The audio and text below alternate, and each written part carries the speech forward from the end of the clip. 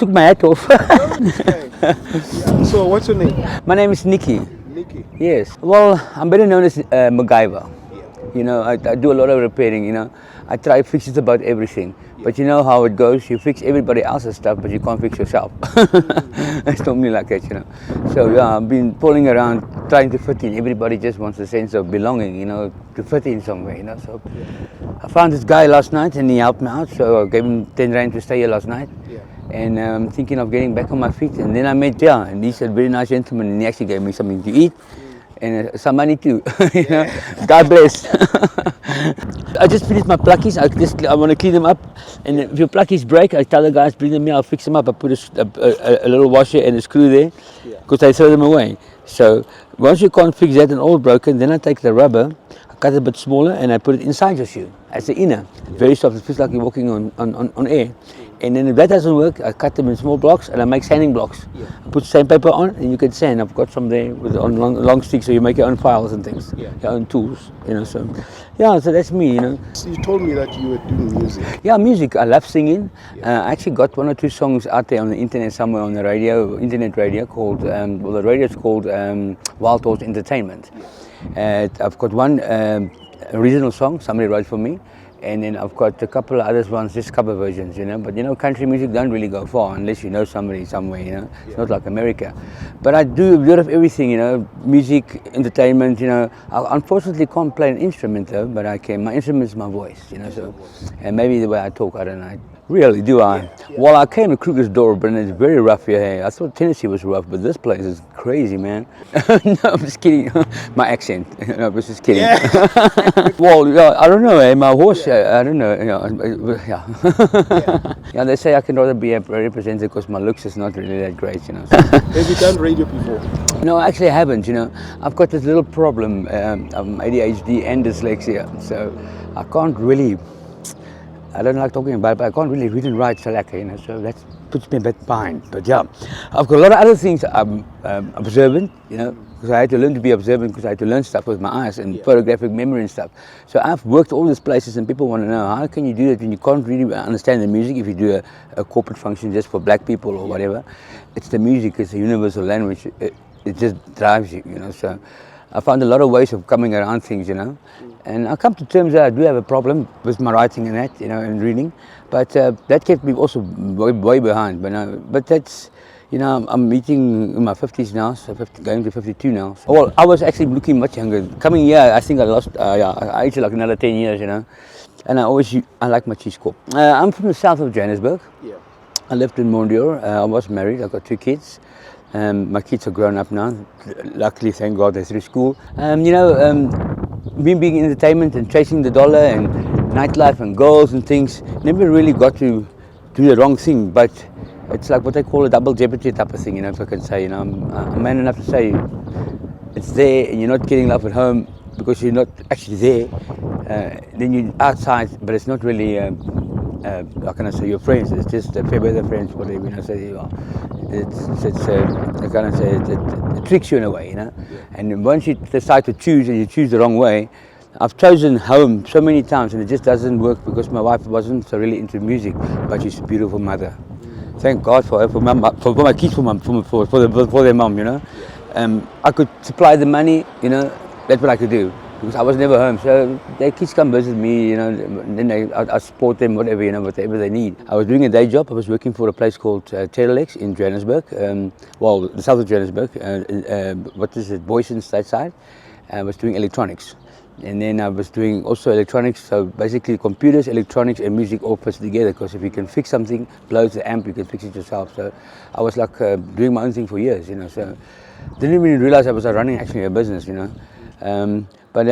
Yeah, so when COVID came, obviously I was just doing entertainment full time, restaurants, singing here and there, but you know, and yeah, then there was nothing. It was like from something to zero, no back pay, no leave pay. What was happening? Yeah, so then I really saw my backside, you know, and then I started falling around, you know, and getting to the wrong things, wrong friends, you know. I must be honest with you, drugs, you know. I've never drank anything in my life really. I was never not a drinker, not a druggie, nothing. I took my first drug when I was in my 40s. You know, I should have done this when I was like in my 18 years. So So it like sort of knocked me quite a bit, because that stuff really lies to you, You think like, I'll be honest with you, if you've got something in your mind that's bugging you, let's say something happened in your childhood, you're suppressing it, all that worries, all that hate, everything just in a split second goes away. So I got told, I went for counseling and all that, and my conclusion is, all that goes away in a split second. I mean, that hate, that stress, that depression, it's gone. Now they say, when you take whatever the crystal, the Nelpy, whatever. I don't smoke anything. I don't inject anything. So when you take that type of drug, that pheromone that releases, it's the most amazing thing I've ever felt in my life. The hate of getting divorced, the fighting, everything. It just feels like you are the king of the world. Yeah. When COVID came, because now I was living on my on my savings and that, And then, you think you're going to come right, and it just doesn't happen because it lies to you, basically, and then you want to get that feeling again, and then you have to take more again, and then eventually it just gets more and more and more and more until you start reaching out, but you're not reaching out because your mind's not right. So people always say you must go to rehab. You can't go to rehab because you don't know, you can't think the right way to go to rehab. It's like you need to be tied to a bed or something, and somebody needs to look after you like a little baby and start from fresh, because then you can come right, They send the people to the rehab, they come back here, they fall back into the same thing. True, yeah. So you need somebody to actually guide you, like what they call it, your sponsor or something, can check up on you, because it actually knows your mind, how you work, because you don't have the guts to find, man, I'm very close to do the wrong thing, because you're embarrassed or whatever, or your friends, or you want to be in the club, or you want to be the cool guy, or there's so many things, and nobody really wants to talk about it, be honest about it. Anyway, I'm getting emotional. So it's funny how I just get blessed every time. Today, yesterday, the guy there at the pawn shop helped me out. I took some things to him. He waited for me. I left my trolley there. And I brought my trolley eventually here. And then I actually met this guy, China. I was staying on the pavement there, but we're not allowed to stay on the pavement and make fire. But as I'm a MacGyver, I had a fireplace already, I had pots, I'm making food. People bring your food. If you can't cook it. They give you some frozen stuff, bring it here, I'll make a nice meal. You can feed more people, And that's what I did, but you're not allowed to. So we had to move there too. So you try to keep clean, but before you know it, it's hectic. It's like people just bring things, Just bring things. Yeah, so it looks a bit hectic here now because that's not my stuff. I was just cleaning my sails and stuff. I'm closing up. My workshop, my bed, and my trolley, all the stuff that's on the trolley.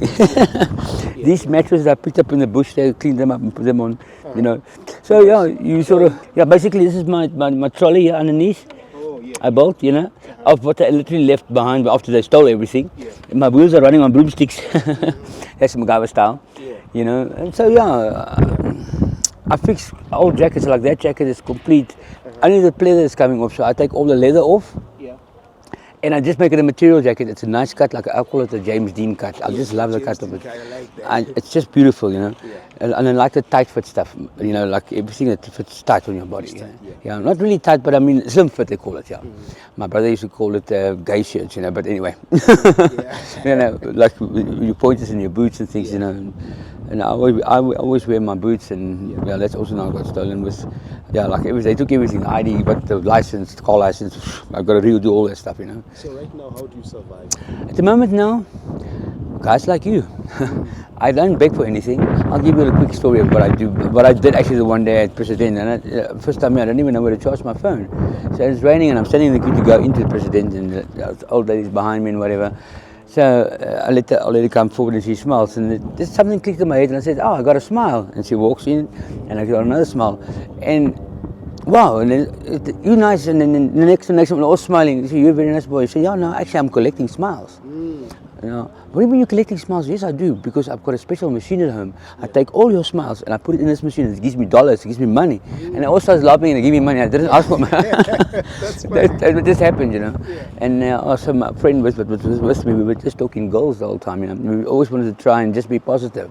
We don't want to hear negative things. We know we are in a negative place. So positive brings positive things. Negative brings negative things. So always trying to say around positive things, and and being straightforward. And people don't like if you sort of, how can I put it in Afrikaans? It's talking in wheel, you know. Actually, Afrikaans is simply so. Yeah. So it's talking in wheel, and then they seem to like push you out, you know, and they'll do anything to like sort of, how can I say, ruin you or whatever, you know. But I don't judge them. Maybe they don't know better, because everybody is trying to survive. It's survival of the fittest, you know. If the car stops you with food, they come running, you know.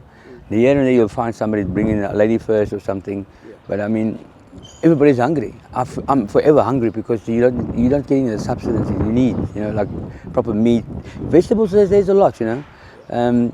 I appreciate it, but I get, you know, I don't bite the hand that feeds me. So, but I'm still positive, you know. Some days you do get down and you think, hey, but is everything gonna work? And then suddenly just you come along and. And then there's a smile. Yeah, and there was a guy who came past, you know, one of the guys that lived on the pavement there. He was walking on, he's got a packet of cookies on his hand. And I've got one of those carved out little animals, you know, like, what was it, a buffalo or something. Yeah. The leg's broken off. So I said, hey man, I'm hungry, don't you want to trade for those cookies? What do you like? And I'm looking for some razor so your stuff you collect, you know. Got some cans and tins there. I don't really even do the razor thing. I pick stuff, I pick up stuff, I fix it, I put the sale down, and then I sell it that way, you know. And then I said, do you want this? Yeah, I'll give you 3 biscuits. That's fine, man. I just put the thing up, give me 3 biscuits. So that's why I tell the guys, I don't mind also giving, but you got to learn to give something with something. If you want to smoke, give 2 teaspoons of sugar or something, you know.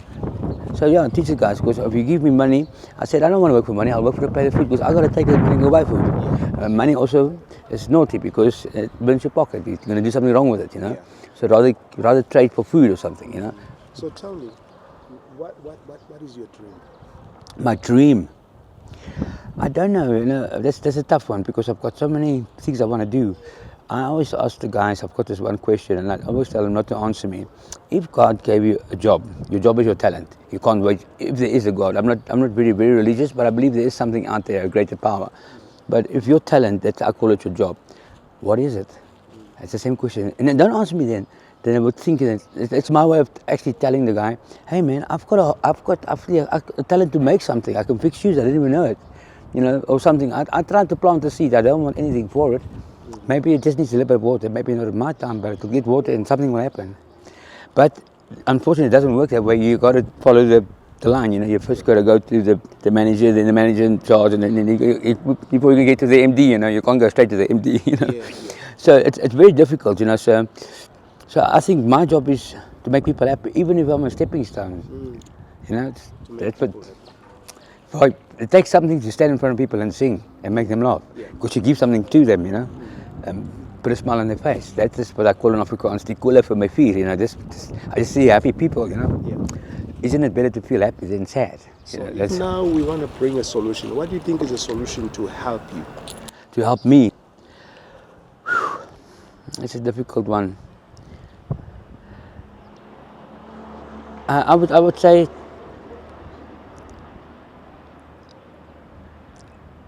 maybe, like, you know, the easiest way I can pull it, you know, if somebody to lean on. Like if you're married, you've got your other leg, your wife or your partner, you know. So if one falls, the other one carries the other one. I think that's maybe, you know, you have to be with somebody that trusts you, you know, with everything. Sorry. I mean, somebody you can lean on and knows you in and out. That little piece you don't tell anybody, you know, that little piece you hide away from anyone. You're basically standing naked in front of this person. This person knows everything about you. And what happens normally, when you open up that way, that's basically what happens. That's when you lose everything, is when they take that and they just step on it, you know, or something, you know, so it just ridicules you. Okay, all right, I'll be fine, don't worry. Thanks, man. No, it's okay. Okay, cool. All right, it's going to blow over. I've got a bit of a depression problem. That's what got me stuck to it, you know. Yeah, tell me about it. You know, I know they say it's, but you have to go to somebody, you got to go for medication. I've never really been to a doctor. I hate doctors because I believe they don't come back. I hate needles. That's why I don't inject myself with anything. I could no tattoos, no piercings. You know, pretty old school that way. I just wish, for my sake, for the people, I just wish I knew what to do to help people, you know. And yeah, I've been to the counselling here, but they say stop worrying about other people, worry about yourself. I just can't, I don't know. Something in me that if I see somebody and I didn't help them, and something happens, it's on my conscience. So I'm trying to explain to people what is conscience. That people don't have conscience. So I think that drugs they're taking, or I'm taking, or whatever taking, is suppressing that. Because they don't feel nothing. There is no feeling at all. You know, that's why I can't judge them, because your mind is not right. You don't know how to do the right choice, or the right thing, All they know is there's one thing and that makes them happy, and maybe that's the drug or the food. So I always tell them, if you want to buy drugs, I'm not going to buy drugs with this money, I'm buying food. And then you guys can do whatever the hell you want. I'm buying food with the money I got. I've got a good example. Last week when I was sitting in front of the shop there, the guy comes by, same as you. The guy's hungry. I said, we're hungry, you can buy something. Goes to the shop and he buys us a loaf of bread and some chips and a cool drink. And he takes out of 50 rand, and the one guy grabs it, yes, and he starts walking to the shop. And I went after him and I grabbed it back. We almost had a fight. I said, this is meant for food. I'm going to buy food, whatever's left, I'll give you the change. Yeah. And I went and bought coffee and tea and things like that. And that's the type of thing I would do, And they would get cross with me, and that's why I never fit in anywhere. But at the end of the day, they all ate lekker and they went to sleep. So I said to you guys, if your tummy is full, you sleep nice, Responsibility. Yeah, once you can't sleep when you're hungry, Yes. And so that stuff also suppresses your hunger, and that's why the people are so skinny and they don't get to pick up weight. So I want to eat first. I want food first. Food is my first priority. Yes. My contraband, is my food. Yes. I like food. Yeah. So. Do you have any contact? I do. I stay in contact with my family. I did. I haven't spoken to them in a while because phones is always a problem. So I had another lady friend, but I was actually staying. She actually helped me when I sort of came out of the shelter. Because I came with everything here. I had like 4 trailers of workshop stuff and everything, and it was like Christmas, things just went. Anyway, that's why I need my partner. She does the times, the dates, what happened where, when we got married, the kids' photos. That's her job. Telephone number. I can't even remember my own telephone number. So how do you survive the depression? You do take something. Like people. I will give you an example. Grandpa. Grandpa is bad for you if you take too much for it, So I know a friend of mine needs to take 10 grandpas in the morning before he can even get up, That's also a drug. So whatever you take is to survive. So I tell them, if you're taking drugs, don't abuse it. If you're taking something, weed, whatever, I take something, I try not to abuse it. Because if you abuse something, that's anything, food, you get a beast, or anorexia or something.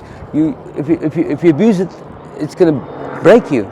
Same thing with drugs. The guys just want more, and eventually it gets bad. They get sore. Because they just want more. So if you take it like you're taking a grandpa or something to make you feel better, don't overdo it. People get addicted to pills, sleeping pills, stuff like that. So yeah, if there was something that you can just make you feel better, that's illegal, I think the world would be so much better place. And obviously they put stuff in that drug that makes you addicted to it. Like maybe caffeine or something like that, for argument's sake. And the other chemicals they make, because I have to try and figure out how to get that endorphins in your mind to explode, So that always is bad, So yeah, I wish I could develop something that can just make you feel good when you feel bad, Not really to sell to the people, but obviously they're going to be selling it because they're making money off it, You don't have any business idea right now? Yes, I want to get back into my music, The guy at the shop actually said to me, Nikki, look for a place to stay, and then we talk about the rent. I'll need a little workshop, I was always fixing things, and then I left it totally. I went straight into the music, And when I got divorced, and it was great. If I say there's a gig for you, what kind of a gig in music are you looking at? The problem is, if you, let's say, just a month behind with music, you're behind. Yes. I remember back in the day, I sat on YouTube every day at least 4 hours looking for music. I still get to a function and I don't have the song I want, So the only thing you can do right now is to be a DJ. I can not even be a DJ. I can play music in it, but to have the music and know what's cooking, but piano something is the last CD I bought was Kalagatla. Mendoza, and then the Lani's dance on it, and the Darkies dance on Los Lapi. I couldn't understand what was going on here, So that was the era I was like sort of, and Macy and all that type of things. But That's like buying CDs, but now you can get everything off the net, you know. So basically what I'll do is I'll obviously download playlists and stuff. But when you do corporate gigs, you're working according to what they want, you know, the music-wise. But you got to know sort of the little things, you know, like Benefase and Mafiki Zolo, Sister Petunia or something. No, that was a nice song. We went crazy for that, you know. You know, and the Destruction Boys, they just came out when I started going down, you know. And then, you know, I knew a bit of, especially if you're like a portable DJ type of thing, or a DJ that travels around. You can't say you DJ Fresh because DJ Fresh does house. They know when they go to DJ Fresh, they're going to get house. You're a mobile DJ. You got to know a bit of everything, Afrikaans, rock, pop, dance, country, whatever. You got a little bit of everything. And then I added a little bit more. I put the karaoke with. If someone sings a song, they can sing the song. I can help them singing too, you know. And then obviously entertaining a bit, you know, speaking on the microphone and that, you know, that type of thing, you know. So yeah, I would be more on the sound engineer side of things. And you know, like I've got this thing, you know, if you get where you're going, don't forget to turn back around and let the next one in line, help the next one in line, you know. That's like all my sayings is about country songs, you know. My whole life is about country. But so yeah, you know, so I would like to help some youngsters to see, okay, fine, you know. I just wish I could get somebody to listen to me and treat me as an equal, you know, not as a person on the street that knows nothing. Respect. I give you respect, you give me the same respect, you know. Respect, you don't get it from a book, you earn it. You lose it in 5 minutes. It takes you 25 years to get it, you know. So I've got a lot of knowledge I can give back to people, you know. Even when I started here with a little workshop, I had so much ideas, you know, like teach somebody a trade, you know.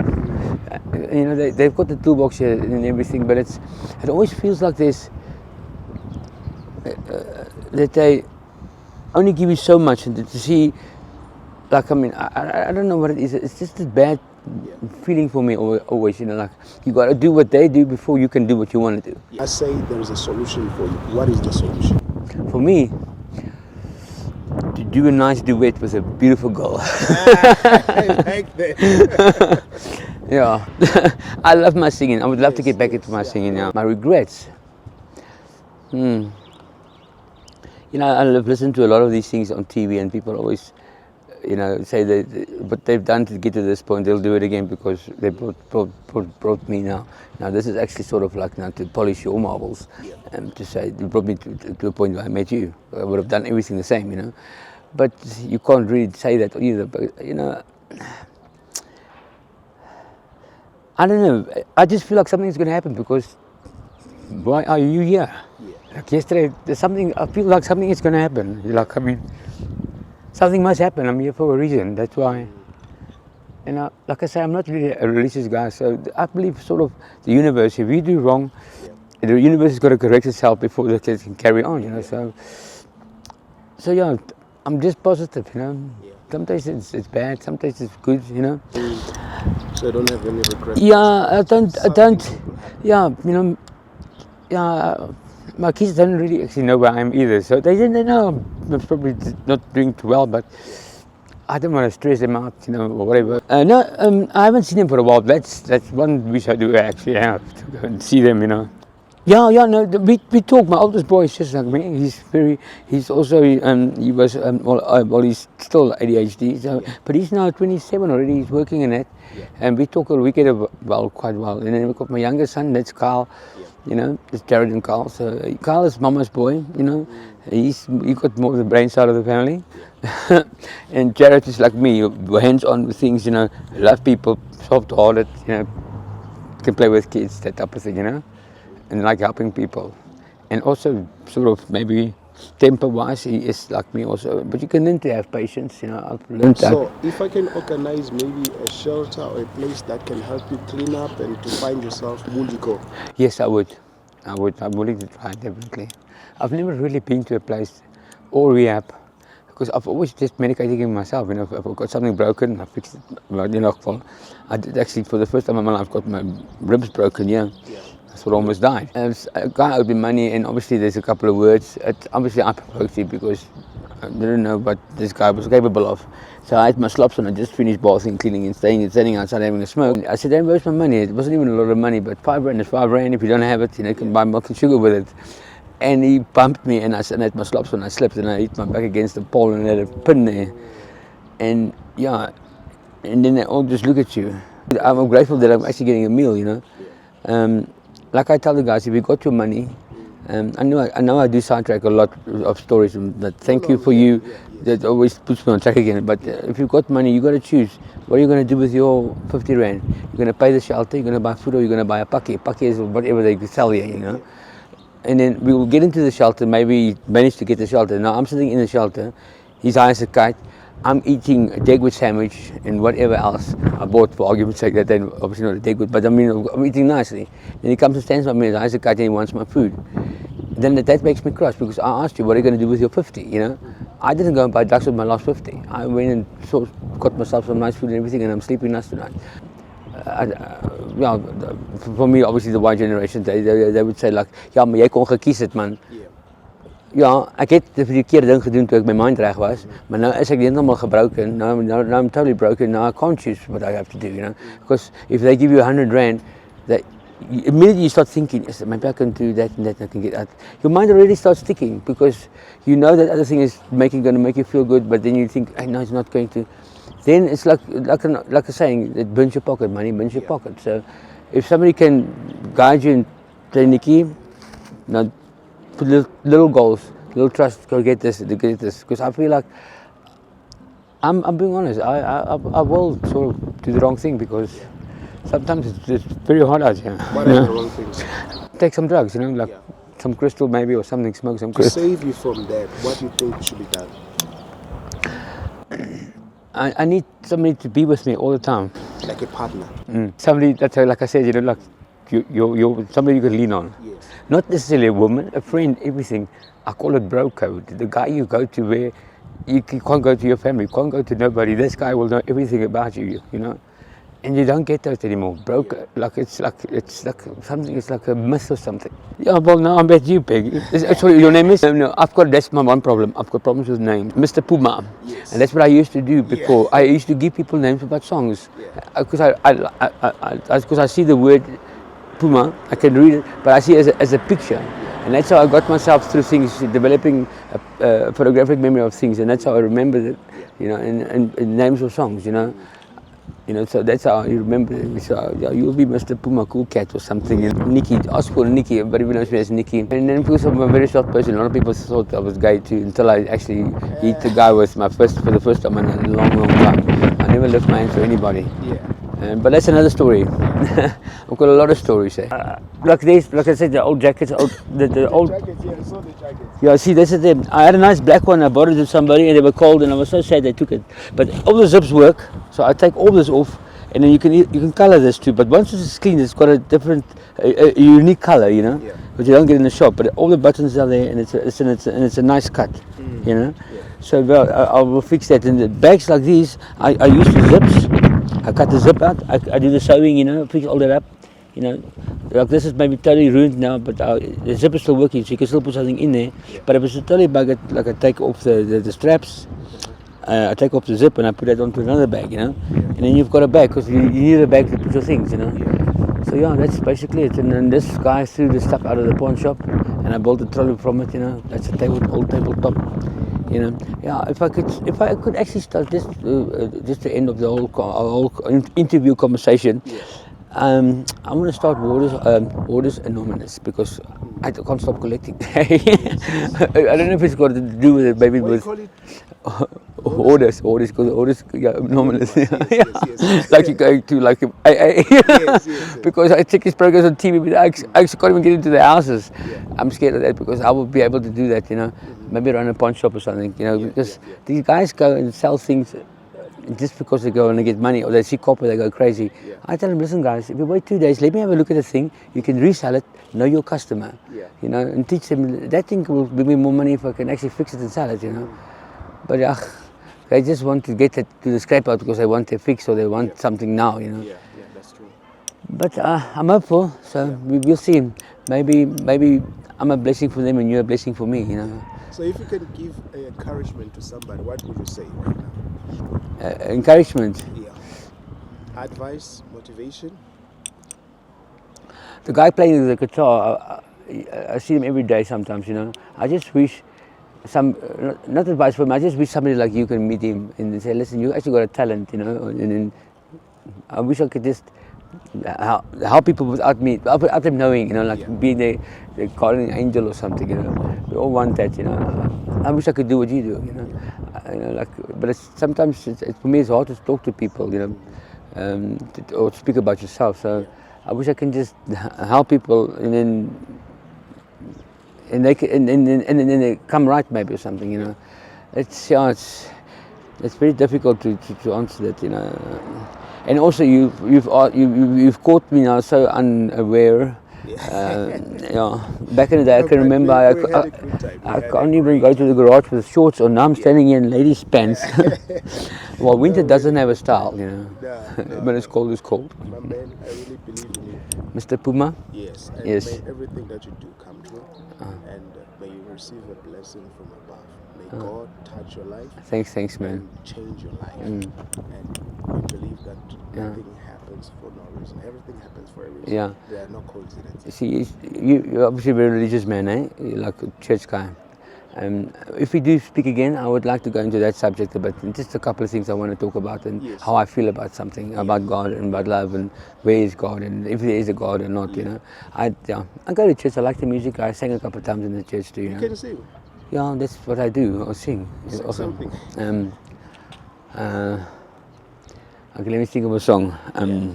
When the sun goes down on my side of town, a lonesome feeling comes to my door, and the whole world turns blue. There's a rundown bar across that railroad track. I got a table for two that's way in the back, where I sit alone and I think of losing you. But I'll be alright as long as there's light from a neon moon.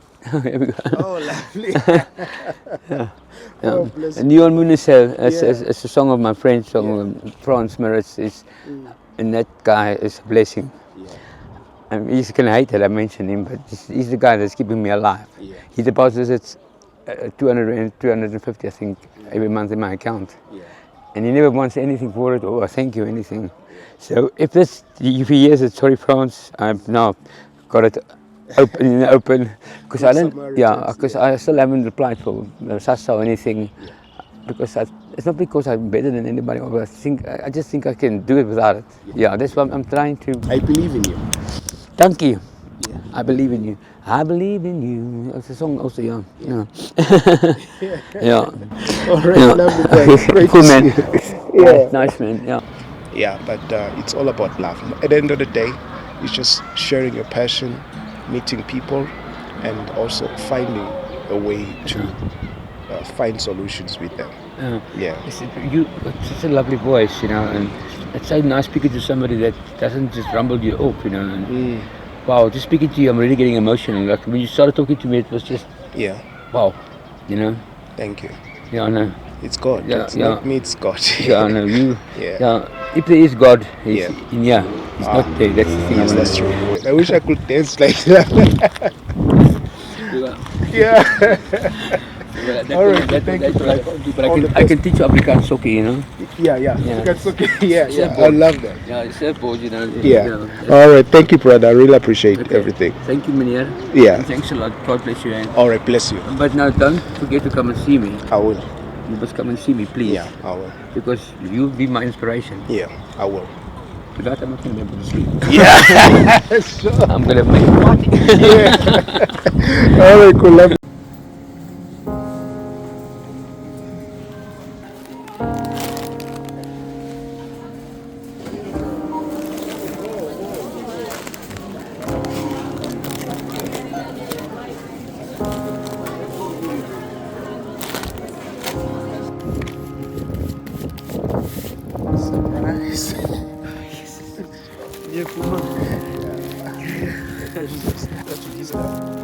You're gonna share with the other guys. I will definitely. I swear I will definitely. All right, good. Love you.